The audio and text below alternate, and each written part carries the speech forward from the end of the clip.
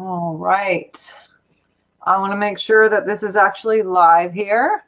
While we are waiting a couple minutes, I would love to see where you guys are all from, whoever is on. Yep, of course, it only will let my friends see this, so I'm changing it up.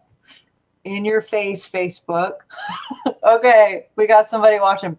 My name is Dr. Sharnael Wolverton Sehan. I am with swiftfire.org True TV, and I am absolutely delighted to have an old friend, a new friend, an old friend, but I haven't seen him in a while, friend. Yep. Paul Young, who is the author of The Shack and many other books since then, by the way. This is my personal signed copy from what I was thinking this morning. How long has it been since I've physically seen you? It's been probably like 10 years. 10 years.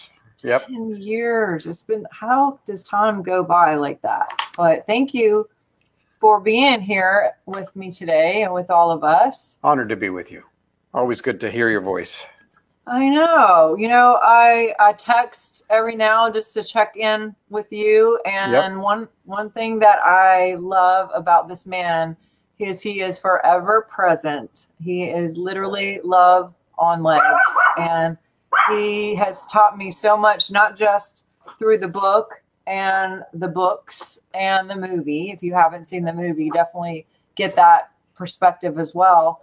But anytime I text and anytime I've actually seen his interaction with other people, he is like locked in and connected with source and being love to whoever is physically in front of him. And I just really appreciate that. It's made me become more aware of how I am present and or not present with others as well. But so took a long time to get there, let me tell you. Really? Oh, it's a journey. You start as a child being present, but then you're quickly invited into leaving the presence in order to try to future trip some accomplishment or some way to deal with fear. And then it takes a long time to learn and trust that presence is what we're designed for.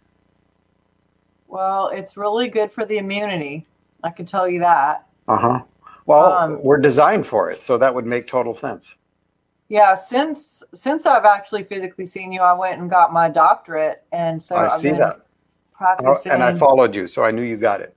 Yes, yes. So for those who don't know anything about you, which I doubt, but he was only bestseller for like a million years.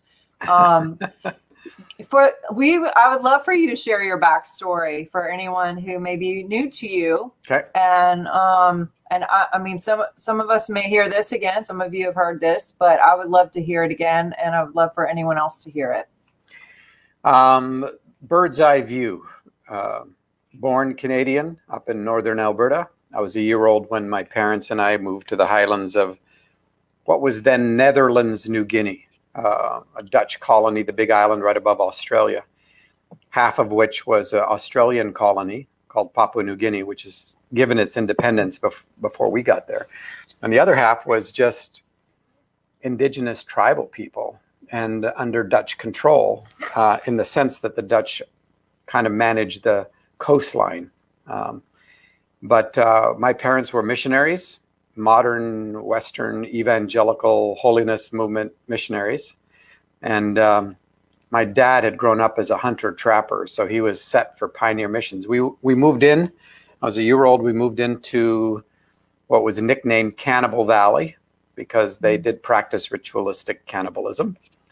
And but they were a agrarian large tribe, like 20 to 40,000 members over 100 square miles. And New Guinea is very unusual. It has over 800 unrelated language groups, like no connection between the language groups.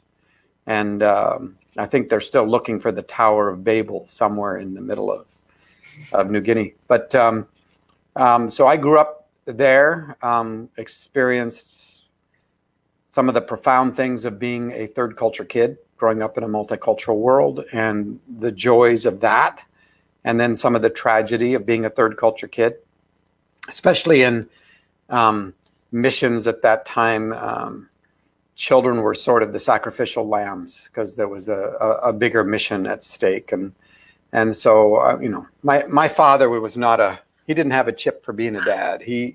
His father had destroyed that before I ever showed up, and his father before him. So I didn't have that connection at all. I was raised tribal. In fact, I didn't even know I was white till I was sent to boarding school when I was 6. And it was a huge disappointment. So missionary kid, then we came back to Canada when I was about 10. My dad was an itinerant preacher, went to 13 schools before I graduated high school. So every hello was a goodbye waiting to happen. And some of my great sadness, besides my dad and just the issues with trying to figure out where you belong, was the sexual abuse that happened both in the tribal context, but then also in missionary boarding school. And my addiction became performance, to try to mask over my deep sense of shame. And that's where the imagery of the shack comes from. It's the house on the inside that people help you build. And sadly, a lot of us, we didn't get good help. And so it's not a real habitable place. It becomes the shack, and that's where you store your addictions and hide your secrets. And it's held together by fear and shame and lies. And you're not trying to be a fake. You just have such a low view of yourself. You're just trying to cover it up because you can't deal with any more disappointment in terms of what you see in the face of other people. It's just the mirror back to you it's too devastating. And so I became a performance addict. I did well at everything, although I thought I was just fooling people. And I built a facade. You know, if you'd have known me in my teens and 20s and stuff, you'd have said, he's a good guy. Something's a little off about him, but he's a good guy. And I held it together. I was always a hard worker. My dad instilled that. And so if you're a hard worker, there's no competition. I mean, it's just kind of the way that it happens. And so I was, quote, successful at different things that I did. Got my undergraduate degree, did some seminary work, had a desperate desire to know who God was, and a tradition that made God dangerous. So my religious tradition, and yet surrounded by beauty. Beauty had a way of dismantling my survival mechanisms, you know. And thankfully, I got married to the person that I did. Kim is a force to reckon with, born in Minot, North Dakota, you know, where there's no 50 shades of nothing. And her and her 5 sisters, she has 5 sisters and 2 brothers, but her and her 5 sisters are called the Force. No. And may the Force be with you, yes. And I married her not because I knew how to love anybody, because I didn't. But I really thought that God had said, you need to marry Kim. And the sad part of that is that she paid a huge price for that. And that's, you know, well into our marriage. We have our 6th child, Matthew, who is now 27. He had just been born. And Kim caught me in a 3-month affair with one of her best friends. And that blew up the world. And I had to make a decision whether to, out of my desperation, find a way to change or just kill myself. Because suicide had always been a companion, you know, the last way to run away before having to face yourself. And I decided to do the hard work, which was to face Kim. We never made my adultery the new secret. And I pulled the yellow pages off the shelf, looked under counselors, called up total strangers, and walked in. And for the first time in my life, I said to somebody, can you help me? And I hit the bottom. I hit the bottom, and you know that somebody's hit the bottom when they stop pointing fingers at other people. They stop trying to blame shift.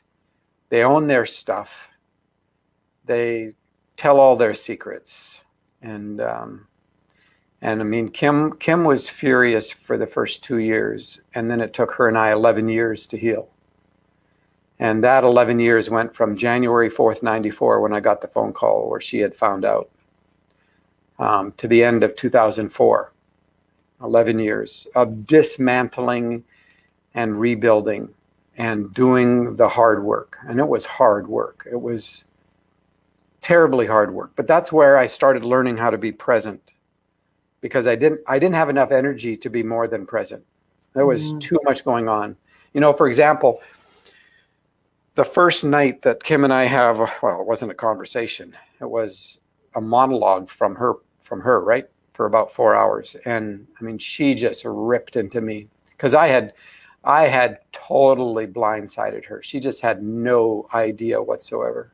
And at the end of those 4 hours, I said, look, if we're going to do this, I have to tell you every secret I have. She didn't know about my history. She didn't know about my past. She didn't know about anything. And naively, she said, bring it on. And it took me 4 days to tell her everything she didn't know. And she wanted to know details about everything, and I told her everything. But the first night, the first person that I had to tell was her dad, who lived with us. Oh my gosh. Who is a gentle, beautiful soul. And he lived with us for 17 years, but he's the first person that I had to tell. And my dad was an aggressive disciplinarian, abusive. And so I know I have survival skills that can deal with things like fury and fists, right? I don't have any skills to protect myself from kindness, you know, or goodness, but I watched my words break a man's heart. Oh, you're making me cry. Oh my gosh, it was awful. And then I needed to tell her family, and then I needed to tell my family, and then the community knew about it. And like I said, we never made this. I was done. We are as sick as the secrets we keep. And I knew that I had to find a way to change. And so that's why I pulled the yellow pages off the shelf, you know, back in the day, and just started with the A's under counselors and got to agape, which is the Greek word for love, which is God is agape. It means other-centered, self-giving, self-sacrificial love. And if there's anybody in the world at that moment who needed a sense of that kind of love, it was me. And so I walk into this therapeutic environment, and, you know, because I grew up in a world where therapy was almost, you know, witchcraft. And I mean, that's how holiness movement we were. But I knew I needed help. And so I met with a man who ran the clinic, and he said, I think I got the guy for you. He said, you can decide. And he introduces me to Scott Mitchell, who became my therapist. And so I'm sitting there talking to Scott, and he's a few years older than me. And you got to understand, I pulled this guy out of the yellow pages, yeah? And I'm now sitting in a city of 1 million plus people. And I'm sitting in front of him.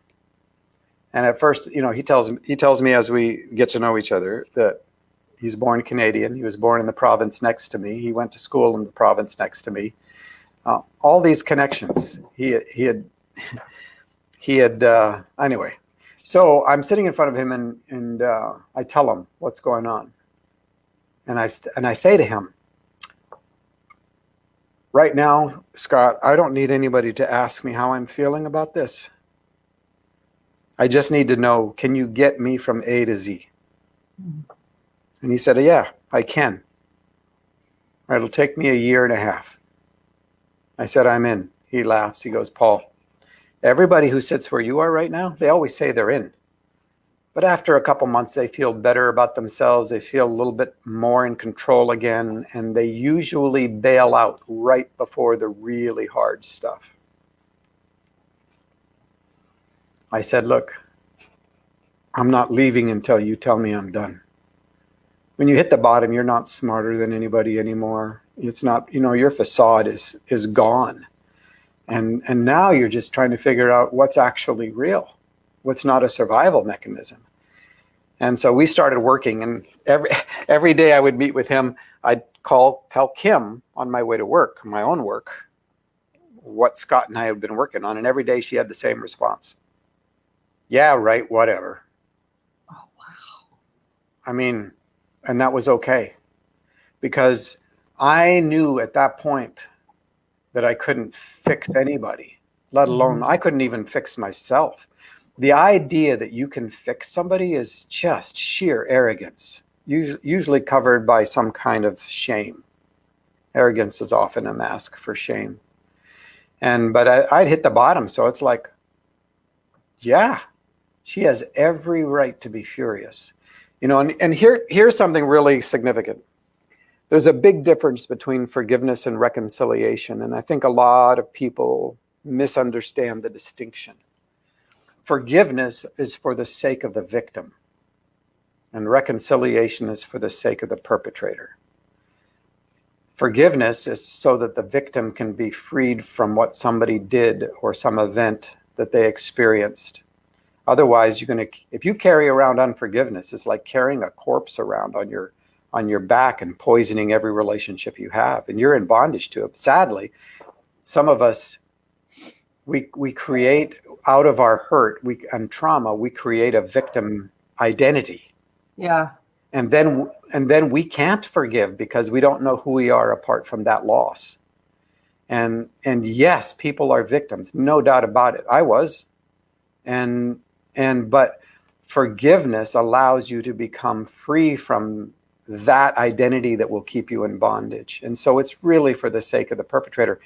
There's this great little conversation between the disciples and Jesus, and Peter's right at the middle of it, who's kind of a hard ass. And Peter is like, he's like, so how many times do I have to forgive? Like 7? Now, what's really interesting about this is that he says 7. And Jesus' response is, no, 70 times 7. And that goes back to Genesis. I don't know if people realize that, but in Genesis, Cain's great grandson was a man who was a horrible human being. I mean, and his name was Lamech, and he's famous for his sword song. And in his sword song, he says this: if Cain will be avenged 7 times, I will be avenged 70 times 7. So when Peter says, how many times do I have to forgive? Because he wants vengeance, but he's got to do his religious duty to forgive X amount of times before he can finally take out his vengeance fantasies. Yeah? And he says, do I have to forgive like 7 times? And Jesus goes, no, 70 times 7. So he absolutely reverses Lamech's statement, and which is an infinite kind of number, right? 70 times 7 in that as a symbol. And Peter goes, well, that's impossible.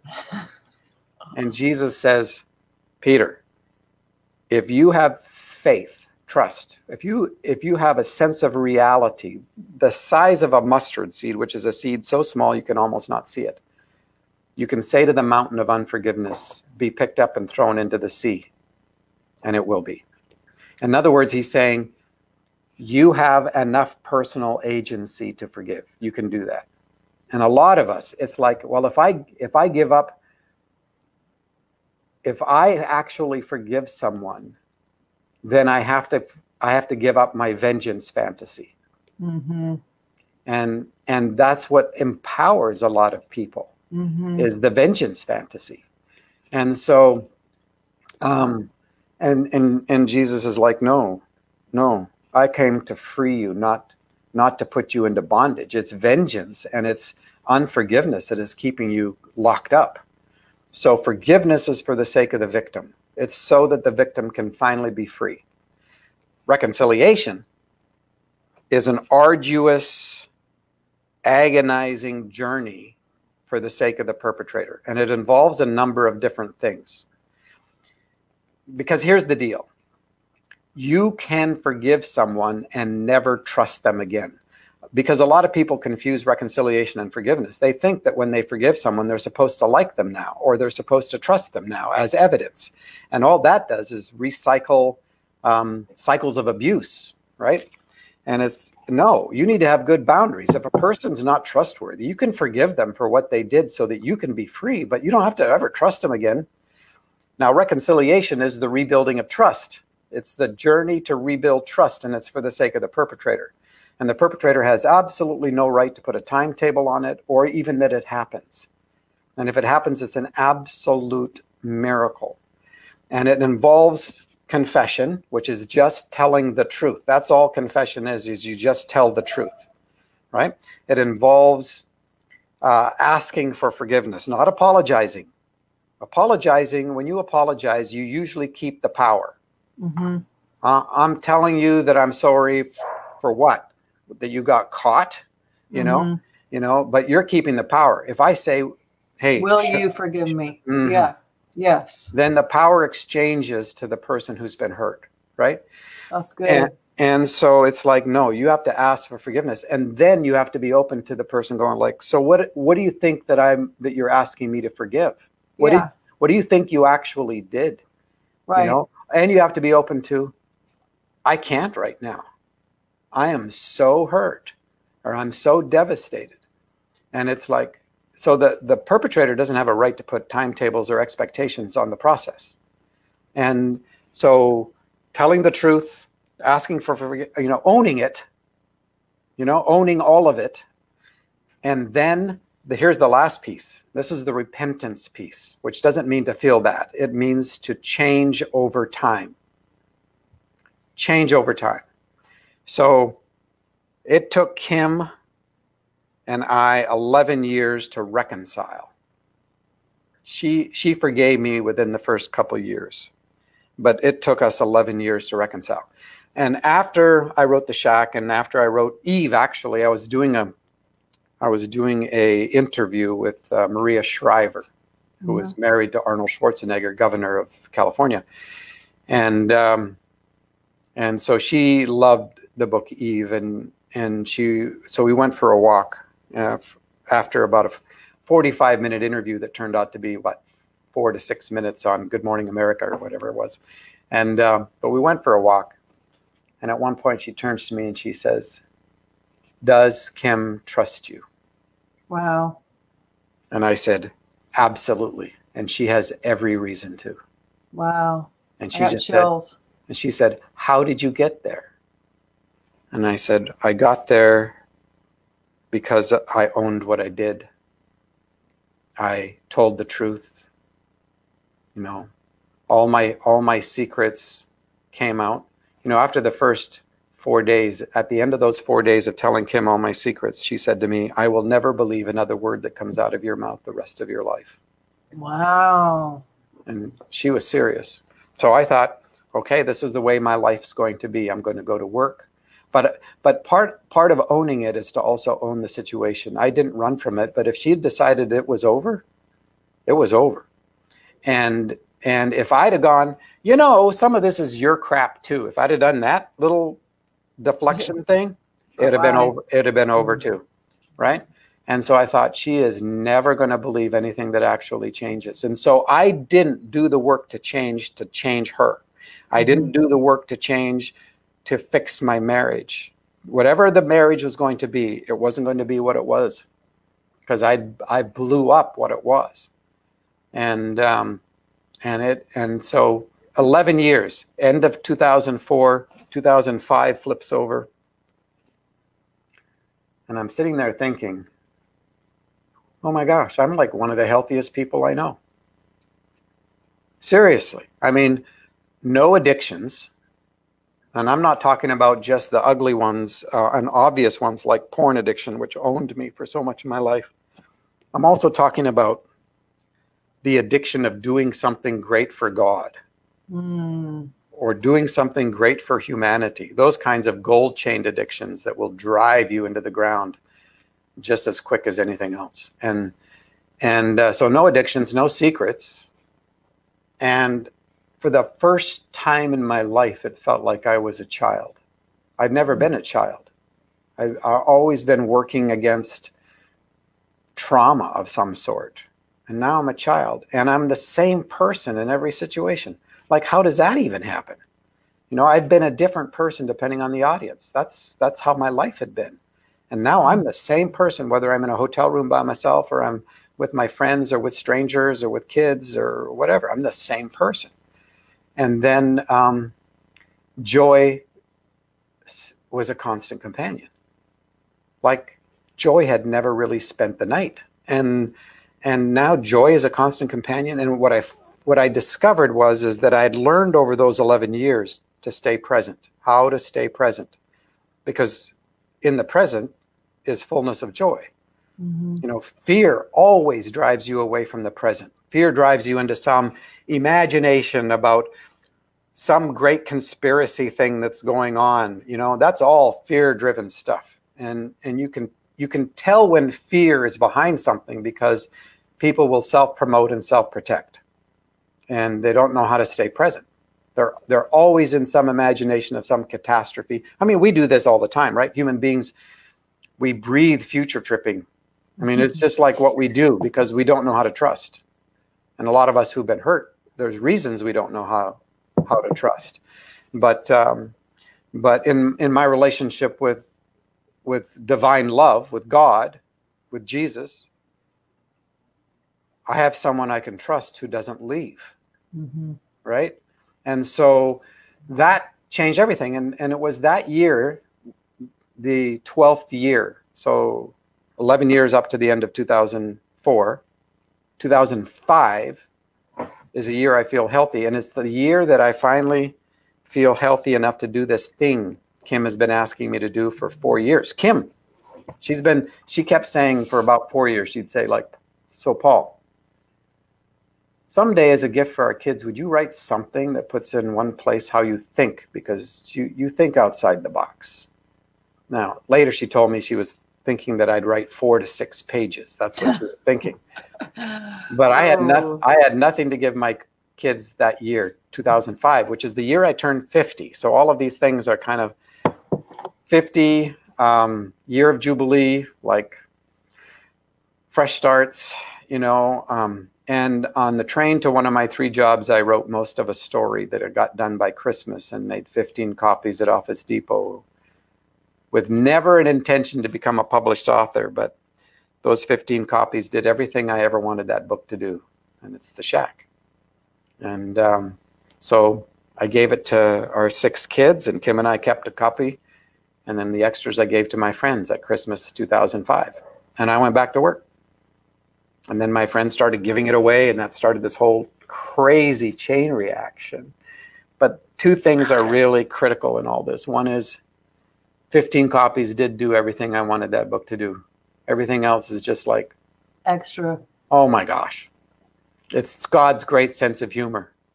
And because I'm really an ordinary person who comes from a very broken history. And the second thing, and I think this is really significant, is that I didn't write the book in order to become anything. Mm-hmm. Everything that mattered to me was already in place by the time I wrote that book.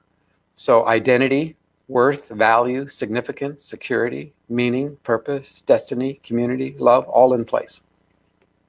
Book didn't give me any of that.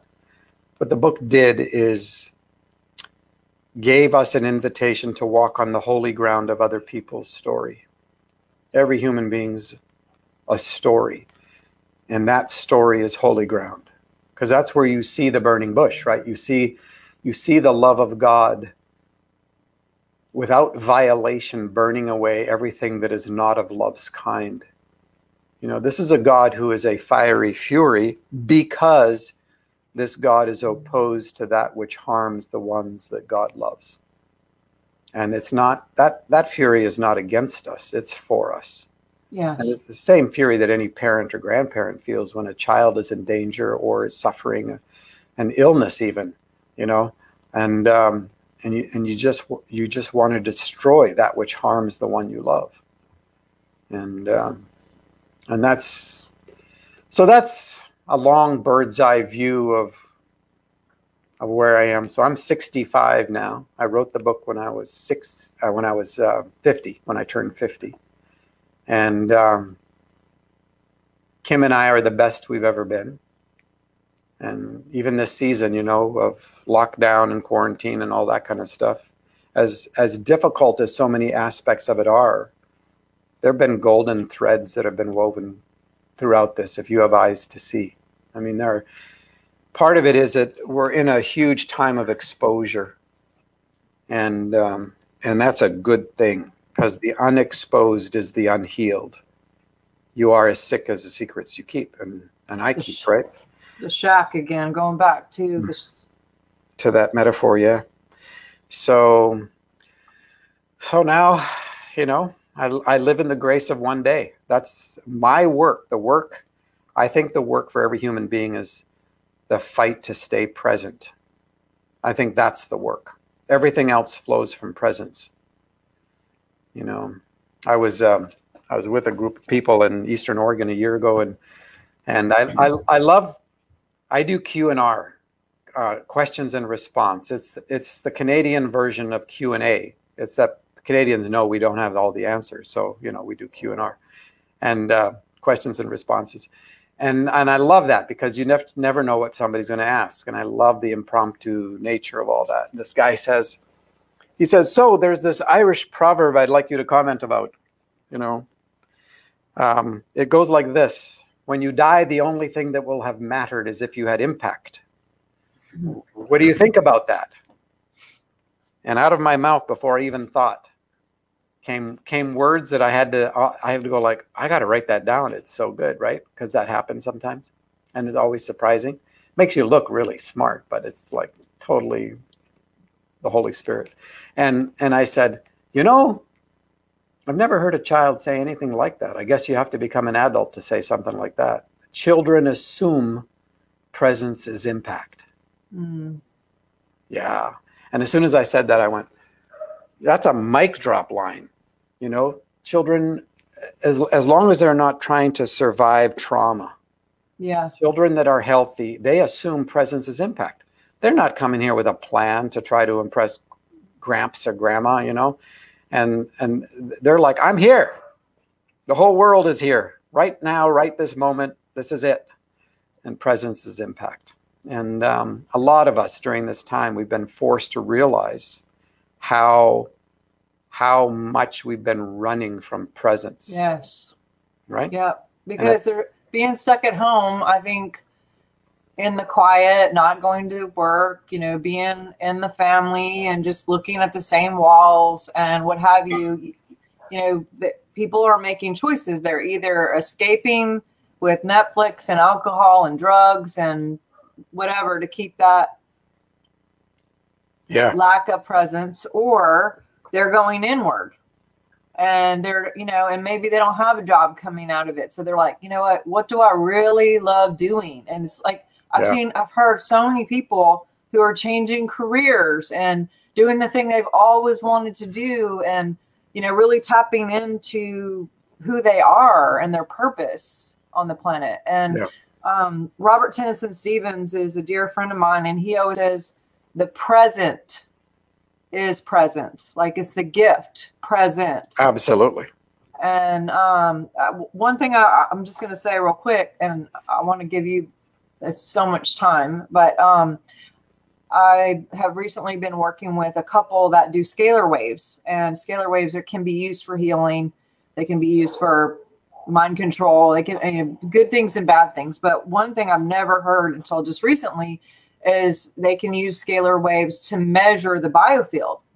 And this couple has measured different categories of thousands of people, and they can actually measure on a scale from 1 to 1,000 where people are with their integrity, their relationship to money, their creativity, their connection with God, their connection with purpose, their presence, you know. And so 700 to 1,000 is the illumination number. Like, if you're in that scale, then you are above and beyond. And what they've said over and over is they will look, and if someone is present and has got good numbers for being present, then the other numbers just seem to automatically be high. That's amazing. Creativity, high. Relationships with people, high. Relationship with money, high. Relationship with God, high. Like, so, but presence, if any of the other ones might be really, really high and presence is low, then like all these other ones are lacking in number. So it totally makes sense to me. And joy and presence. You know, you mentioned that earlier. Joy is always present. See, it was never presence that left. It was me that left presence, right? Joy is a constant companion. And it's, if you don't have joy in your life, it's because you're not present. Yes. And what drives us from presence more than fear? Yeah. And like you said, I call it time travel, but I call it future tripping. You called, I think it's cute that we have a similar mindset, but it's either thinking about the past, which is time travel, or thinking about the future is what causes stress, because you're thinking about what you're thinking about, and A, B, C, D, all the things of this happens, this happens, this happens. And that's where we get into beta. That's where we get into fight or flight. That's when it changes the biofield. That's when, if the biofield changes, you start collecting more situations that will give you more of that. Yeah. So the more we can remember, and I like that word remember, because re means to do again. Member as in, as one with source, fully God, God in every cell. You know, that when we can do that. Now, I'm not going to sit here. I will tell you that is probably my biggest challenge. And I just turned 50, and that, you know, my number for that wasn't so great. And so this has been something that I'm recommitting to. It just, you know, because my very, very best mentors in life, including you, who I haven't had a lot of physical time with you, but you've been someone that I've really, really looked up to, and someone who's been very impacting on who I am. And that's why I thought about you, because I had that test and I was like, I got to reconnect with him. Sweet.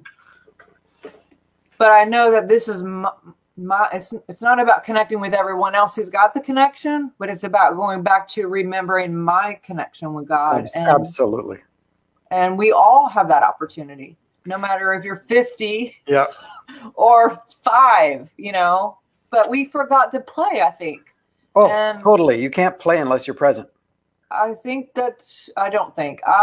really believe that one of the big key formulas for me is just coloring and laughing and getting out Play-Doh, this guy said last week, and, you know, just sitting on the floor and being creative in some way, you know, drawing or running or skipping or just playing for no reason. Yeah. But anyway, definitely keep going with what you're saying. Well, you know, I have a theme for 2020, and it was so funny. In 2019, people would say, "What do you think about 2020?" Because I said, you know, I think 2020 is going to be the year of hindsight.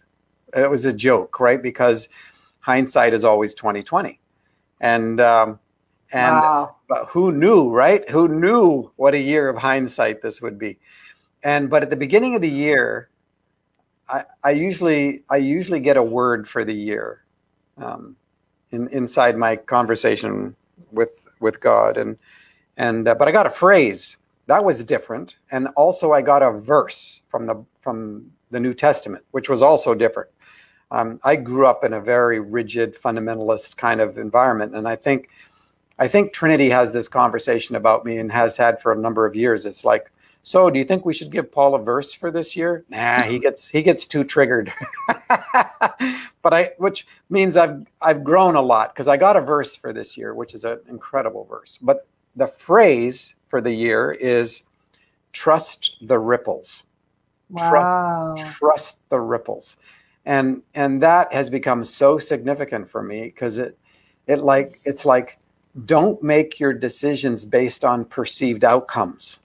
Just participate, be part of the pebble that gets thrown into the pond, and then trust the ripples. Let the ripples go out. Don't try to control them. Don't try to manage them. Trust the ripples. And so that's been really significant. The verse comes from the book in the New Testament, the letter to the Hebrews, which is the Jews that have been scattered all over the world. And in this letter, in chapter 3, verse 13, it says this: encourage, which means to add heart, because cura in the Latin and the French is the heart, right? So enlarge the heart of one another. Wow. As long as it's about today. Whoa. So that you are not swept away by the deceitfulness of brokenness. That's a great verse, right? Okay, what is that? Hebrews 3:13. Encourage one another as long as it's about today. And in the Greek, today is emphatic. It has a particular structure. And in the version that I happen to be looking at, which was New American Standard, today is all in caps. And wow. and it's like, no, this is about today. Everything about fear drives you out of today. And that's my future tripping, and creating the movies in our minds of all the things that are going to go wrong, right? And I find almost every conversation with someone who is in trauma and pain, that's a big issue.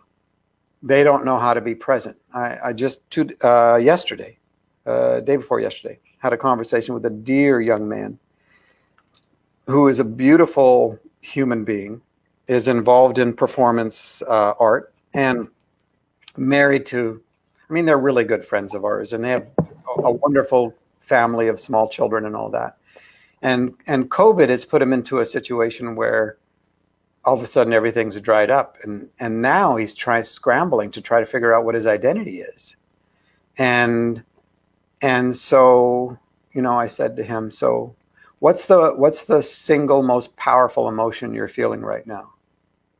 And when we got behind just the surface stuff, like not having a job and that kind of stuff, it was fear. Fear was it. And so I said, okay, well, every human being has inside of them a meeting place where they can meet with divine love. It's built in by virtue of being made in the image of God, right? And I said, so you have a safe place inside of you where you can meet with love. What does that place look like? And he said, I used to have a place like that. I haven't for a long time. And he said, it used to be sitting on a surfboard out in the water. And he said, and I have another one, which is in a studio, because that's where he works. And I said, well, if you had to pick one of the two places to meet with God, which one would you pick? And he goes, the studio. I said, okay, well, let's do that. Let's go to the studio. I want you to go to the studio. And to make this short, he's in the studio sitting in a chair, and people go like, well, this is just your imagination. Where do you think God lives? He lives inside of you. He lives inside of your imagination and your emotions. God speaks to you in all kinds of different ways. Yeah. And Jesus walks in, and he kind of laughs, because Jesus kind of looks like the movie kind of Jesus, and the movie kind of Jesus. And I say, so look in his eyes. What do you see? What are you reading in the eyes? And does he say anything? No. And then he says, well, what does your fear look like? And he said, it looks like a ball and chain. Where does it sit in your body? It sits in my head, right? Well, are you able to pick up that ball and chain and give it to Jesus? He said, yeah. Well, tell me what Jesus does with it. Well, Jesus just threw it over his shoulder, not like to carry it, just threw it over his shoulder. And asked Jesus, how do you want me to look at this? And Jesus said, come. And he put out his hand, and they walked out of the studio and up onto this hill, and then down into this ravine where there was a creek. And Jesus is like, right there. And he goes, how do you want me to understand this creek? And the two words were ever-flowing present. Wow. Right? Those were the two words that Jesus told him, ever-flowing present. Wow. And it was such an affront, because, you know, the imagery of suicide was being built up out of fear. Like, and fear is always a certain group of whispers. I'm alone, right? Mm-hmm. This is why in Scripture, every time God shows up, the first thing he says is, fear not. The second thing is, I'm with you, right? I'm alone. There's not enough. There's not enough. So scarcity is the underlying driver for fear, right? There's not enough. I'm not going to have enough to feed my kids. I'm not going to have enough. That's why we're all in competition with each other, because there's not enough, you know. An illusion. Yeah, it's completely an illusion. Fear is an illusion. It's all built on illusion. So this is where in Paul the Apostle writes, he says, take captive every empty imagination that raises itself up against the knowing of love, right? So you're alone. Nobody else has your back. There's not enough, and you're going to be exposed that you don't have what it takes. Those are four fundamental drivers for fear, right? And all of them will push you out of the present. And so, I mean, we do this so regularly that we've even baptized fear and named it things like responsibility, right? And in order to or we think, well, at least I'm worrying. I'm doing something, yeah? And all of it drives you out of the present. So we have these imaginations, right? I mean, down to, well, I'm going to say this to this person. And we got the movie playing in our mind. Right. I say this to this person, then they say this back to me, and I get mad, and they get mad, and we're never going to have a relationship, so why even tell them anything? Right.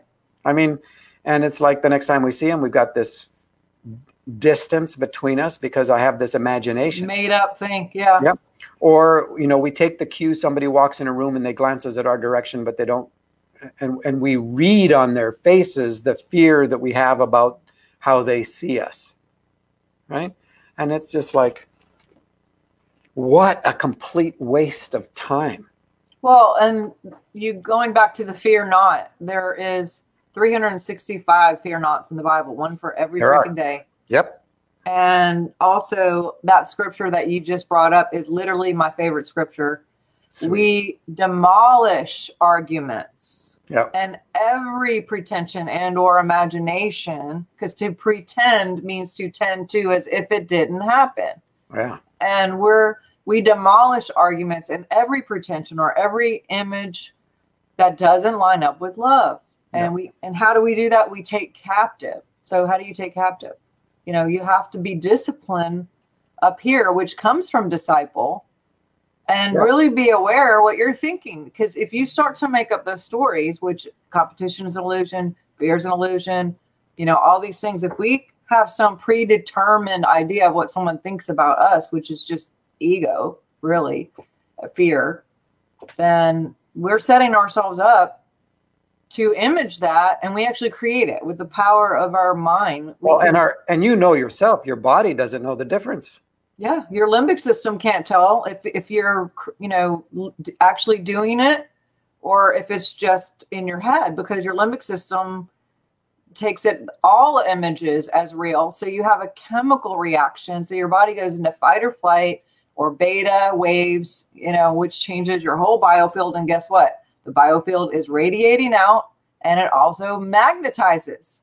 So if you live in fear and you have your mind fixed on fear, you're creating fear code, which magnetizes more situations to set yourself up for more fear situations. And because you'll be proving yourself right. Yeah. Basically, you're creating your own, you know, false unreality. Yes. Yeah, you're creating your own unreality. And you know what? And there's a lot of it. So for example, during this pandemic, we've had, I think, 11 members of our extended family have tested positive. Oh, wow. Right? And 3 of them, we weren't sure were going to survive. I mean, it got really serious. And but as soon as you hear that kind of thing, you're immediately invited into future tripping. You're immediately invited into leaving the presence. I've got a really good friend who went to the doctor and was told there's something seriously wrong here. It could be MS, it could be, and they named 3 other major diseases. Well, that put her into a tailspin. And I didn't know about it. She lives in Michigan, and her and her family, or her husband calls me and says, Paul, would you talk to her? And I said, absolutely. What's going on? And he tells me. So I call her up, and we chit chat about our kids and stuff like that for a bit. And then she says, like, so why are you calling? And I said, well, I'm calling to help you plan your funeral. Oh. And she goes, she laughs. She goes, what? And then she goes, oh, Brian called you, didn't he? And I go, yeah, he loves you. I said, look, he told me that, you know, that this is what you got diagnosed with, that possibly one of these things. And so I figured you were so deeply into future tripping that I would call you up and save you some time, and you and I together would plan your funeral. Like what kind of music you want, what you want somebody to say to your kids, you know. And she just laughed. She went, oh my gosh. That's awesome. She said, you know what I've been doing the last 48 hours? Researching everything I can on MS. I mean, I've hardly gotten any sleep because I'm trying to figure, because see, a lot of what we do, instead of staying present, we're going to run into something. So she's thinking knowledge will give her back the control she feels has left. Wow. And that the reality is we don't have control. I mean, you could be dead by tomorrow because some cell in your brain goes sideways, right? I mean, it's all, the only real world is the world that you are in this moment. This conversation that I'm having with you is the real world. This is where God lives in you and God lives in me. And this is where everything flows from, is presence. And in the present, there's fullness of joy. Why? Because it's not being all diverted by you're going to some imagination of some catastrophe. Because I mean, I've been in my imagination, I've been to my own funeral a whole bunch of times, and nobody cried, and it pissed me off. And I've, you know, I find out, oh, this job is no longer, they have to lay off, and I'm being laid off, and suddenly in my imagination, I'm under Burnside Bridge in a cardboard box. Nobody is there. I'm totally alone. I am gonna die, and nobody cares. So all of those basic fundamental lies have reemerged inside of fear. I'm alone. Nobody else has got my back. There's not enough, and I don't have what it takes, which is the shame piece that empowers elements of fear. And it's like, there is no possibility. So then we get corporately involved with fear, right? We come up with corporate, collective conspiracy theories, and you can always tell when some of these things are just, and it's not that there aren't conspiracies in the world, you know, where there's money, there's people trying to do stuff. Who cares? That's not the point. And the point is that we suddenly spin out, and it no longer becomes about peace and joy and love and presence. It becomes about scrambling to get my peace before there isn't my peace left. And I'm talking about PIECE, not PEACE. And it's like, because there's not enough, and somebody's going to take away my part of it. And so we want to make sure those people aren't present to take away my part of what's due me, because there's not enough. And so the whole fear of financial insecurity and everything else is based on a lack mentality, a scarcity mentality. And so, and you can tell, you can listen to people who are freaking out because they begin to self promote, and they begin to self protect. Everything is about, I've got to get my place secure, and my, you know, and by the way, you need to buy things from me so that I feel like I've got a buffer against this impending doom situation. And it's like, there's no God in your life, no love in your life, there's no peace in your life. I mean, and you're scrambling. And it's like, I can so easily be exactly the same thing. I mean, I can create an enemy who is an impediment for me to not have control. Because that's what fear is. It's a response to not being in control. And your choice is one of two. Find a way to control, and future tripping is one of those imaginary ways to try to get a sense of control. Or trust. Those are your two choices. And trust is always present tense. Mm-hmm. You don't get grace today for something that doesn't exist. And empty imaginations don't exist. Yes, and that word imagination is so powerful, because talking about the collective again, to image a nation, imagination, to image a nation. And when we're doing that on a collective, it actually can change the whole field of the earth. Like, it's measurable. Yeah. And I mean, they've done all kinds of things where the earth actually shifted with everyone's focus on OJ that day, or Diana, or, the wedding or the funeral or 9/11. I mean, this kind of stuff actually does change the literal earth collective frequency. Yeah. But here's the good news. We can do it on the opposite too. Not just the opposite. Love is way more powerful than fear. It's love that has the power to cast fear out. The one who fears is not perfected in love. That means you just don't know how much you're loved yet. There is no fear in love. This is all 1 John, right? I'm quoting. And this is why when it said, well, the sins, the brokenness of someone will visit their family for X amount of generations, but goodness will go to 1,000. So it was like 5 or 6 or 4, depending on the passage, but about, the way you treat your children will spill out into their lives and their children, right? It can be stopped, but it takes actual participation. God won't heal you apart from your participation. This is not something God does to you, because personal agency is a requirement for love to even exist. And so God's not going to heal you apart from your participation. But love and light, I mean, think about this. Anything that is actual is real. So light is real. It has speed. It has particle and wave, right? Darkness doesn't have any of that. Mm-hmm. So, right? Truth has presence. It has power. It has substance. Yes. Lies don't. In fact, without truth, you can't have a lie. But you can have truth without a lie. Oh, yeah. But lies can't exist without a truth. And it's measurable. Going back to data. Sure. They've measured people's physical bodies when someone is sitting there telling them lies over and over and over again, and you will drain out. Your frequency literally dispels. But the opposite is true. When you speak love or anything that's positively true, like, it doesn't even have to be positive. It could just be factually true. Then it actually builds up the strength of your physical body. It's tangible. You can feel it. If you pay attention, you can, like you said, you could tell where the undercurrent is literally of what people are saying and how they're saying it. Yep. And you can say, you know what? I'm not going to participate in that kind of stuff.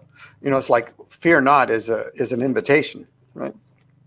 It's like, take captive every empty imagination. And imagination framed inside of love produces incredibly beautiful, wonderful, substantial things. Imagination framed inside fear just produces more violence, and the external violence that you're watching in the world it's really a manifestation of internal violence that's happening inside of people. And the grounds for that internal violence is fundamentally fear. Mm-hmm. Well, and even going back to not just what we're watching, but the scriptures say, whatever you give ear to be careful, because it will be given unto you. So who are you listening to? Like you said, when someone calls and says whatever, I'm like, hey, call them direct, please. keep me out of it. I'm not, I do my best to kind of keep anything that's not going to serve the situation or myself or my physical body or my emotions. Yeah. And like check that at the door. And here's the other good news. This is a simple way to live. To live in the present is how a child lives unless they're hurt, right? It's just, they don't have 5-year plans. They're not scrambling. They're not, they don't see color except as beauty. They see color as beauty. They don't see color as divisive. They don't have the inability to love on people who are different or older, or, and so this is a simple way to live. To trust is a simple way to live. Fear is incredibly complex. And when people start getting very complicated in how they're looking at the world and all these things are going on and all these levels of this and levels of that and all that kind of stuff, I'm like, you know what? That's just too complicated for me. If this doesn't work for children, it's probably not that significant, So I like being a child. Yes. Well, I know we're hitting that mark, but I do have one more question for you before we skedaddle today. And I also want to say security and trust go hand in hand. But one of my decrees is I am secure and I see cure everywhere I go. That's one of my favorite. I see cure is kind of a play on words. I see cure. I got it. Secure. Yeah. And also, so one question about the book and then the movie for those who, in the beginning, I honestly had a little bit of a hard time getting through it because the first couple chapters were just so. They're rough. Yeah. They're not graphic. I never brutalized because I was writing this for my kids. My youngest was 12 at the time. So I wrote it with that in mind, but it's wrenching. I put it down a few times and everyone kept encouraging me, just get through that part. And so that's, just for anyone who's never read it, listen to me and trust me, and don't trust me, trust yourself and go listen, watch the whole thing or read the whole thing. But the other thing is that you were kind of not groundbreaking, but when your wife, Kim, said thinking out the box, you really went out and probably got a little bit of some feedback on the fact that I got a lot of feedback. The fact that you made Jesus not look like the Jesus movie, like the Hollywood Jesus. You even had God be a woman and look like all these different parts, because he, she, it, source is all of those things. But explain a little bit on that, and just I would love for you to get. Did you get a lot of feedback? I got plenty, especially from my own people. Modern evangelicals. Now they're my people, so be careful how you talk about them.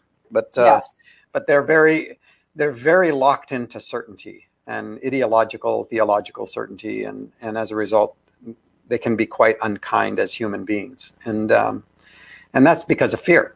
Again, because they've been taught an additional layer of fear besides the normal ones that everybody else has. And that's a whole theological realm of fear that includes eternal conscious torment, hell, and a God who is God the Father, who is basically angry and all that.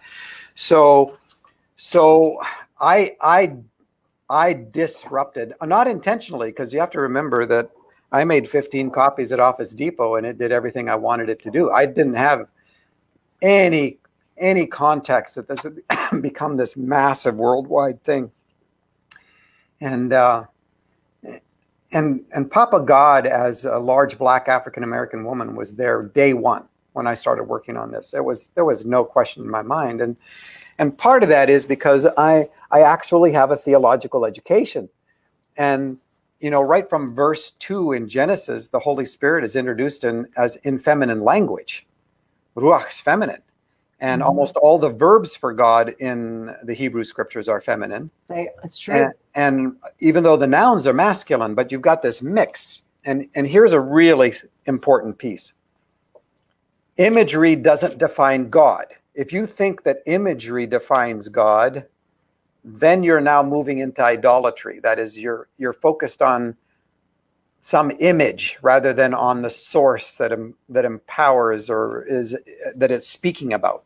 And so in Scripture, you have God as inanimate objects, like God is a rock, God is a strong tower, God is a shield. You have God as animals, like a lamb and a lion and an eagle, a mother eagle and a mother hen who covers the chicks. You know, I told somebody, well, I guess I could have had Papa God come through the door as a big hen, but I just don't think it would have done the same thing, you know.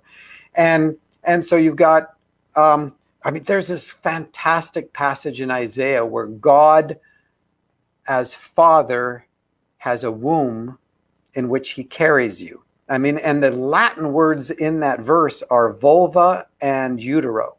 Whoa. Right? And that's pretty specific. Oh, it's very specific. And it's like, don't you understand that all of masculinity and all of femininity originate inside the Father, inside the Son, inside the Holy Spirit. And God is not a physical being. God is spirit. Yes. Jesus, who is God, right, fully joins us in our humanity so that we would, one, know what being human is like, and also know who God is. And that's why Jesus becomes such an incredible, and Trinity matters to me because that means that God has never been alone. And that's why aloneness becomes such the central lie of fear, right? And because if God has ever been alone, then God cannot by nature love, because it requires an other for love to exist. Right? And so the idea of three persons who make up the oneness of God absolutely tracks with me on so many different levels. So yeah, I got a lot of pushback from my this people. is years ago. Yep. I'm seeing that people are starting to just now wake up to that. It's like, I know. The El Shaddai, the fully breasted one. It's like, oh my goodness, that's God. It's still God. Yeah. And yes, we have the masculine imagery, but it's like the whole, it's a spectrum of reality, not polarity here. Yes. You know, and so I love what happened as a result, but it, you know, like somebody said, in fact, he was the president of Denver Seminary. He wrote an article about the pushback that I had gotten. And he said in his article, he said, I don't care how religious you are. When you read where Papa comes out the door and picks Mackenzie up and swings him around, and when you read that, I don't care. He said, I don't care how legalistic or religious you are. Wasn't there something inside of you that wanted to be the one picked up and swung around inside that embrace of relentless affection? And I'm like, yeah, we're made for that. We are designed to be loved and live in love. And it's fear that drives us away from that presence in reality. Yeah. Well, it definitely caused me to dig deeper in the real scriptures of Hebrew, Greek, whatever. And I was shocked to sit there and see that most of where I saw it was, when God was mentioned, it was he, she, it, them, they. And I'm like, whoa, I didn't learn this in seminary. Yeah, and you start in Genesis, Bible school. You just read Genesis 1 through 3 and it's all over the place. Yeah. So, but anyway, so thank you for being with us. And thanks for the honor. Yeah, tell us how we can find you. I know you're on Facebook, your website. There's this thing, the W.M. Paul Young thing. You know what? Notoriety and platform is a sort of a cross, and I'm one, I don't need it, and never have, but I'm grateful for the fact that I'm invited into conversations that I know the ripple effects will go out, and I trust the ripples. So the W.M. Paul Young thing just will connect you to Facebook or stuff that I've done or things like that, and who cares? You know, it's great if you want to dabble in a bit, but if you just YouTube Paul Young, you'll run into a bazillion things, as well as the British singer who wrote "Every Time You Go Away." you know. You take a piece of me with you. Yeah, that's awesome. it. That's Paul Young. Yes. And, so, which is great.